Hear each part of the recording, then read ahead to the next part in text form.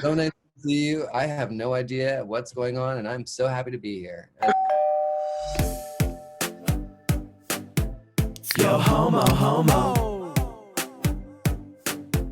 Yohomo, homo. Hello, everyone, and welcome to our interview with the Eliminated Queen. I am Phil from Yohomo, and I'm here with Armand. Hello. Hello. And we're here with Jimbo. Hooray. Hi. Hi, Jimbo. Thank you for joining us, and thank you for this backdrop. Are you in the Jimbo studio? I'm in my beautiful Chinatown studio called the House of Jimbo. It's an old gambling den that sort of sprawls back and just several rooms in my costume room. And then we have another side that you kind of go through this little tiny hole, and there's a whole other side. It's a really amazing spot. Oh my God. It sounds like a dream. Do you have can you throw, oh my God, yes. Where? You can kind of see a bit of it over there. And it goes into blackness, but back there is tons of costumes and racks and all kinds of stuff. Ugh, I love, and you don't live in this space, is it? This is you can separate this as a workspace. No, I live here I live in a pile of stuff. I grew into a pile of tits and gems and pillows and weird things. That's the best. And the cat that I see on your Instagram, is that the actual studio cat that exists with you? Yeah, that's little Stitch. That's our little baby. We love her so much. Wow.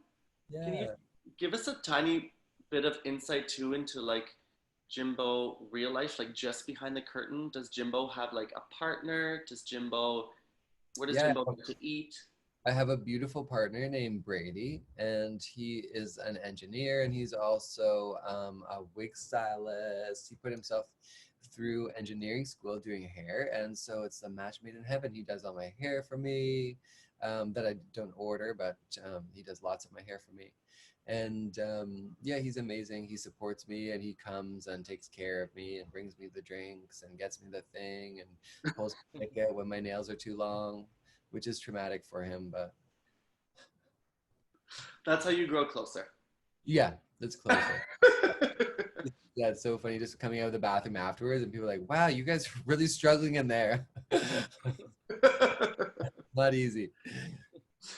Can you tell us, I have to ask this question just because it's in my nature, so forgive me if you're being asked this 100 times, but the drag scene in Victoria, tell us everything we need to know. Yeah, the drag scene in Victoria is home to so many weird, wonderful people. It's this, Vancouver Island is off the west coast of Canada, and Victoria is in this beautiful oceanside town that's just filled with and a really amazing group of artists and performers and musicians and poets and puppeteers and dancers and clowns, and it also has an incredible audience base. And so the community here really supports art. It really gives people a place to try things and to test things in front of audiences. And there's a lot of really cool spaces and places to perform and to create shows. And so often it's just other artists creating opportunities for other artists to come and perform, which is what I do. And we have a stage here that I'm on in my living room, and so we host very small private performances here. Love. And we've just actually taken over our space next door, which is a commercial space that we borrowed through this little hallway. And so we're going to go over to there, and we're going to put up the stage over there where we can actually have audiences come in and enjoy a show. Amazing. Yeah, it's the House of Jimbo for a show. Let's talk about the show a little bit quickly. So for that last challenge for the ball, how was it grabbing all that shit off a table? In your head, are you already planning out what your outfit already is going to be, or are you just making that shit up on the spot? So you just have to grab as much everything, as you can, because if you know, once someone else has it, it's really hard to get it unless you're me and you just give it away to the people. I said no to her in that little clip, but I did give her that stuff eventually. But Aw. Aw. you know, and you do want to help each other, you know, unless it's something like so integral to your look. You'll definitely, all the girls have said, here, have this thing, you know, I don't need this roll of beads or whatever. But you know, it's, you just gotta look at everything and you gotta hope that you see something that inspires you. And sometimes, you know, there was a weird little pile of beads, or, you know, you'd find this bolt of fabric that you were like, yes, I know what to do with this. I know where to go with this. And so you're running over there hoping you're gonna get there first, and you're gonna see the thing that gives you the idea. And so everyone is just running over, is there the perfect thing? Is there the fabric Mhm. that I know how to work with? And so, yeah, I just gravitate towards shiny, sparkly things. So I just, and I also love working with unconventional materials as a designer for film Mhm. and theater. You know, you're often using kind of makeshift things or random things to make other more beautiful things. And so, yeah, I was good at that part. Yeah, I mean, your talent obviously showed as a costume designer, and I mean, you've got your looks behind you. Do you have a favorite, like out of Well, all your looks, your iconic looks for this well, season? I won in this look. Yeah. And so that's my favorite because I'm going to go on a trip. And I love this coat here a lot. I sewed this right before I went. You. Oh my god, amazing. Oh. And this is all Tibetan lambskin. Oh. They all died. I went to this I went to this store up the street. I made a hood. Oh my god, yes, there's Oh a my hood. god. I And mean, it's that color is amazing. lined with pink satin. Yeah, so this is made out of, I went over to this really fancy store and they had these Tibetan lambs for rugs. And so they were on sale. They were supposed to be like 350 bucks. They were 150. So I bought 6 of them and sewed them together into a coat.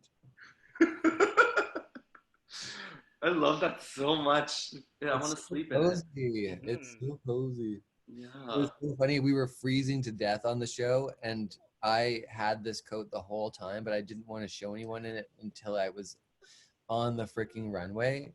And then I literally got to wear it for maybe 5 minutes before it was kicked in the can. And so I was so bummed that I had this warmest coat for literally 1 month of freezing to death in that studio. And but you know, it was worth it. I'm glad I saved it. Yeah, now you have her forever, and people just want to see it more now in real life, so Yeah. not overplayed. Yeah.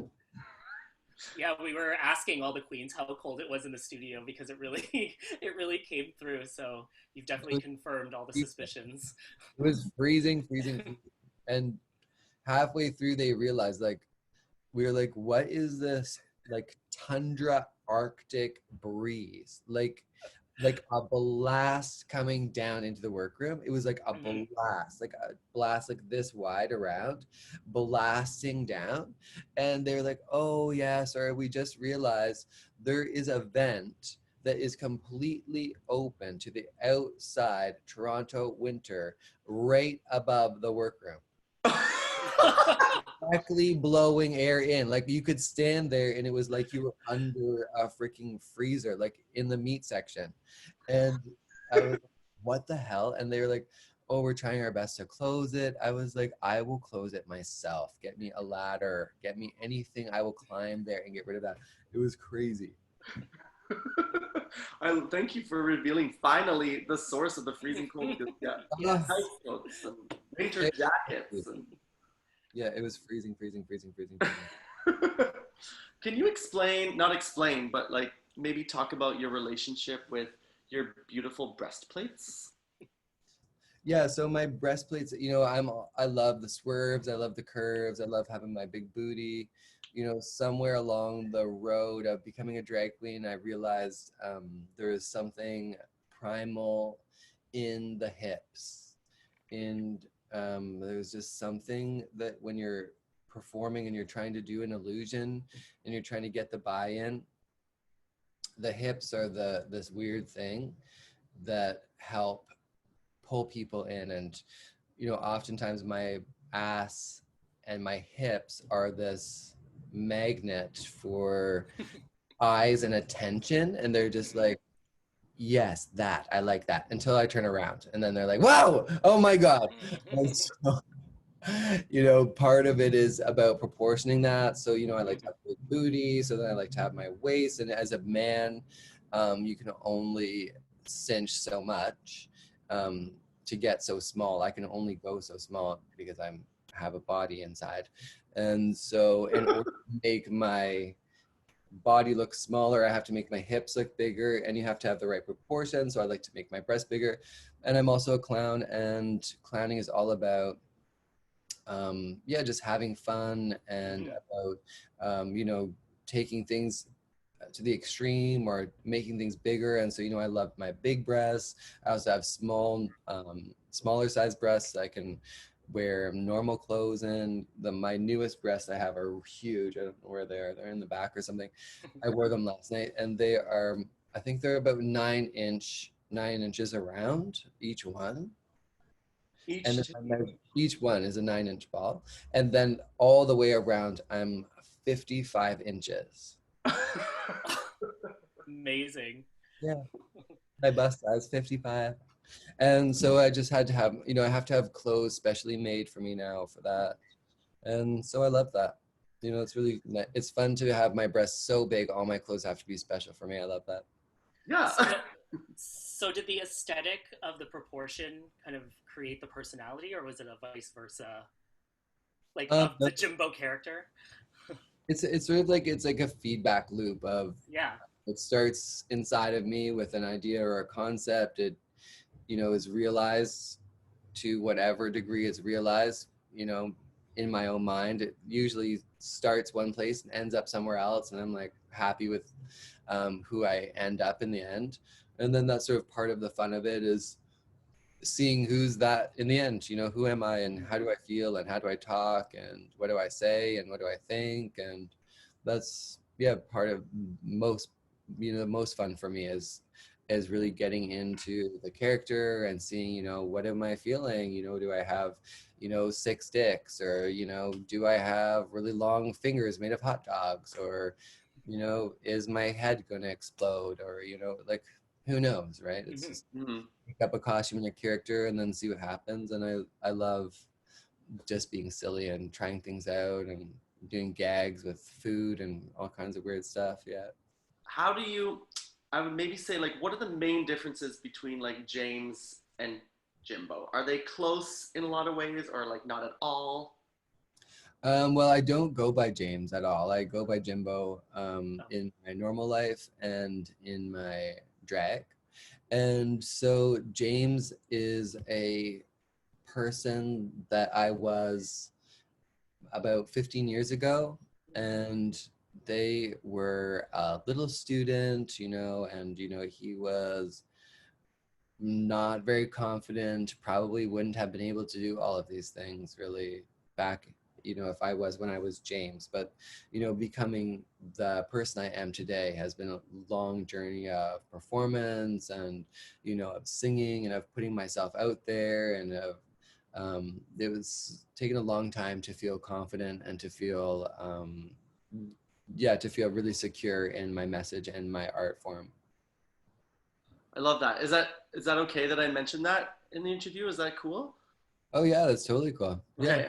I love People now, it's funny because if people want to show me that they're mad at me or that they don't know me the way they used to, they're calling me James and be like, oh, and thank you, James. I'm like, don't even. I know what you're doing. Okay. You know my name is Jimbo. Yeah, so it's funny. People, they use it now. I like to introduce as Jimbo because it's a sense of familiarity, and it's kind of like giving someone your nickname right away. And I always think it's so arbitrary that there's some arbitrary line where you go from being your birth name to a nickname for someone, and it's always awkward meeting someone, and you know, you don't really know when is, you know, do I call them the nickname? Is it awkward? Do I know them well enough? And so I like to just skip all that and pretend like we know each other forever, and you can call me Jimbo and let's just be friends. And I also have a really bad memory, and I know a lot of people, so I just have to pretend like I know everybody, and it's nice that way. You just say, "So nice to see you," and you see their face go, "I don't think we've ever met," but they just go with it, and you just say, "Yeah, so nice to see you. I have no idea what's going on, and I'm so happy to be here." And Lightning round for Jimbo. Glue gun or sewing machine? sewing machine. Depends on what we're doing. What are we doing? But yeah, sewing machine. Yeah. Yeah, okay. Pee Wee Herman or Elvira, Mistress of the Dark? Oh, you bastard! Why would you do it to me, Elvira?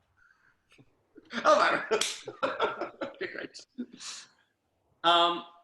Huge hair or huge breasts? Huge breasts. Every time. There we go. Or both. If I could pick both, I'm picking both. Right. Like, does a kitten wig exist in the house of Jimbo even? Too small.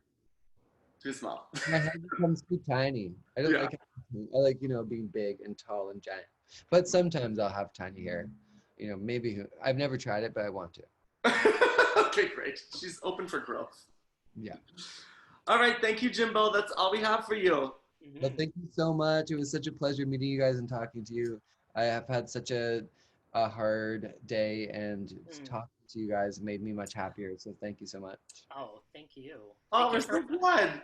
Thank you for your artistry, like throughout the whole season. I think it was really really special, and it really, I think everybody really, yeah, we loved it. Thank you so much. It's a dream come true, and I'm so grateful. Yohomo, Yohomo, brings us together as one. Live on the radio.